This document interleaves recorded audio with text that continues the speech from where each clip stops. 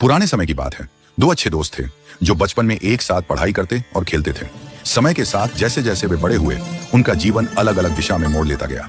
एक दोस्त ने अपने जीवन में कठिन मेहनत की और उसने अपनी मेहनत के बल पर बहुत संपत्ति और सफलता अर्जित की। वहीं दूसरा दोस्त अपने आलस्य के कारण कभी भी कुछ नहीं करता था और उसका जीवन गरीबी में ही बीत रहा था।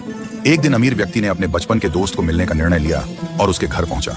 जब वह अपने दोस्त के घर पहुंचा तो उसने देखा कि उसका घर बहुत गंदा था। उसकी स्थिति देखकर अमीर व्यक्ति को बहुत दुख हुआ और उसने सोचा कि उसे अपने दोस्त को सुधारने के लिए कुछ करना चाहिए। गरीब दोस्त ने उसे बैठने के लिए जो कुर्सी दी, उस पर धूल जमी हुई थी।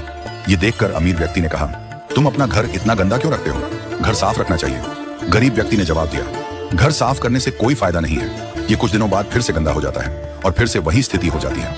इस पर अमीर व्यक्ति ने उसे समझाने की कोशिश की और कहा, घर को साफ रखना एक अच्छी आदत है। यह आपके मानसिक और शारीरिक स्वास्थ्य के लिए भी फायदेमंद होगा। लेकिन गरीब दोस्त ने उसकी बातों पर ध्यान नहीं दिया और वह अपने पुराने ढर्रे पर चलता रहा।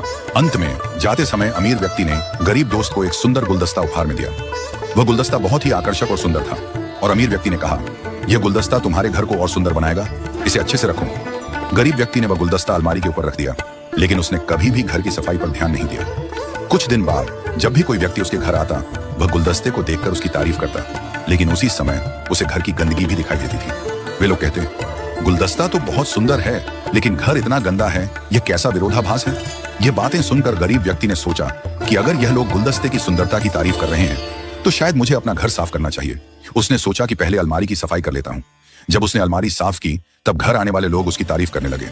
वे कहते, गुलदस्ता तो सुंदर है और अब अलमारी भी साफ है, लेकिन फिर भी घर की गंदगी को देखकर वे कुछ न कुछ शिकायत करते रहे। धीरे धीरे गरीब व्यक्ति ने अलमारी के आसपास की दीवारें भी साफ कर दी। अब वह अपने घर में जिस कोने में बैठता था, वह साफ सुथरा दिखाई देने लगा। लोग अब उसी कोने में बैठना पसंद करने लगे। धीरे धीरे गरीब व्यक्ति की सोच में बदलाव आने लगा। उसे समझ में आया कि छोटे छोटे सुधारों से बड़े बदलाव आ सकते हैं। उसने पूरा घर साफ करने का निर्णय लिया और दीवारों की पुताई भी करवाई।